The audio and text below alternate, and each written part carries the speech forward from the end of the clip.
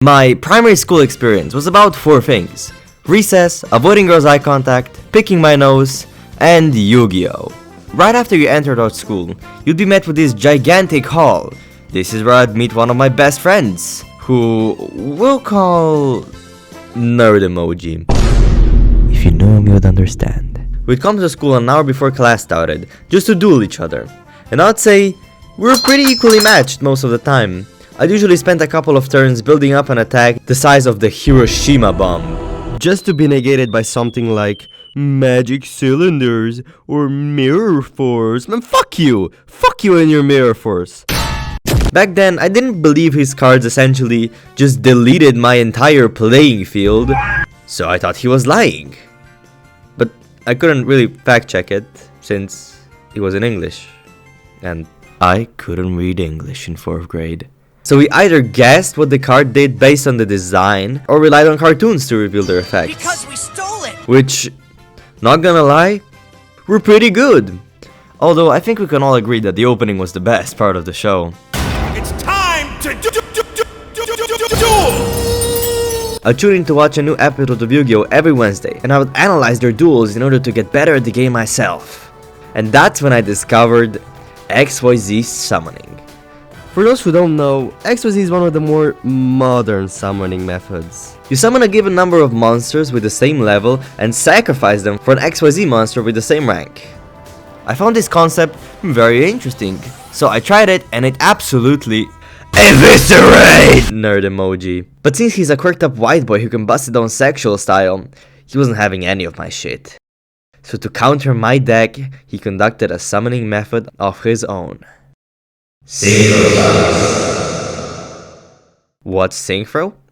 Well, you see, my friend, to summon a Synchro card, you need tuners and non-tuners to overlap them together and combine the number of their ranks, which determines how many bitches Synchro users get. Which is out! His new deck would low-key destroy me though. My ass whooping wouldn't last long though. Summer holidays started, which meant that my family would drag me to a neighboring country on a vacation. And I know we all have that one summer friend that you only see once a year for 2 weeks, with whom you stay homies for the rest of your life. Well, I have one of them too. And yeah, she played YuGiOh. Oh my god, is that Satan? From Meet Satan? She desperately wanted to duel me, but I didn't take my deck with me on the trip. So my mom visited a local market and got us a bunch of cards we could play with. And then it hit us. We still couldn't read English.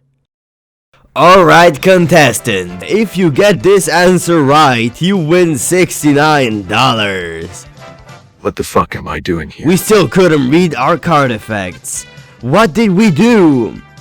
A. Ask our parents to read them for us. B. Use Google Translate. C. Make them up ourselves. Or D. Commit war crimes in Albania. I say C. C is the answer. That is correct! Do you know what would also be correct? If you subscribe! Subscribe.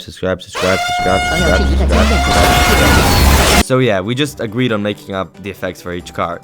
And for some reason, we both simultaneously agreed on this random ass turtle card having the most overpowered abilities in the world. You have no more cards left, Satan! And my field is full of them! After this turn, you're done for.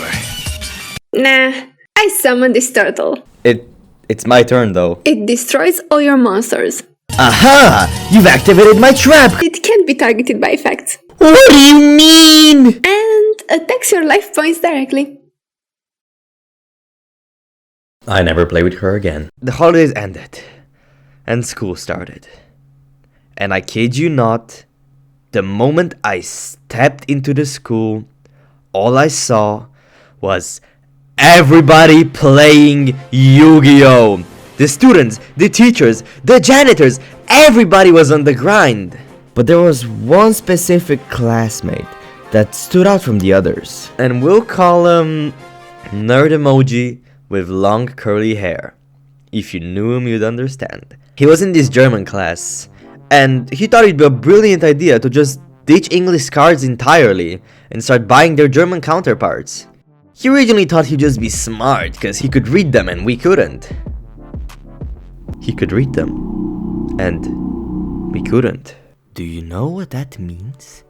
If nobody could read their effects, that meant that the effects could be whatever he wanted. And I kid you not, he probably made up the effect of every single card in his deck. Let me just try to interpret what atrocious abilities he came up with.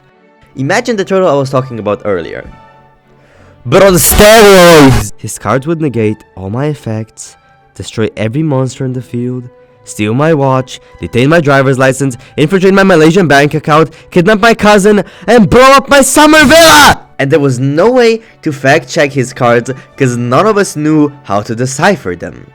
Oh, he dug his own grave though, since after a couple of games, he would forget the effects he came up with earlier.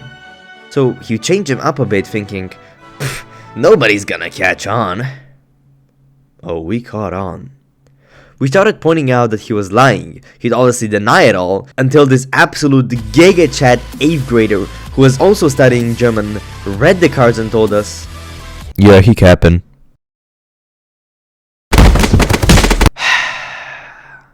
Yu-Gi-Oh was a huge part of my childhood, and I think it's fair to mention that I was really attached to my cards. We once had to take a ferry to another vacation, and I had this visualization that if this boat sank, all my Yu-Gi-Oh cards would be gone forever. That was my number one concern. Not that the boat sinking would endanger the lives of everybody on board, but thankfully, we got on land in one piece. In one piece? One piece? The One Piece! We get much higher, so high, so high. Dole, dole, de. Dole, dole, de. Dole, dole, dole, de. Dole, dole, de. Dole, dole, de. Dole, dole, dole, de.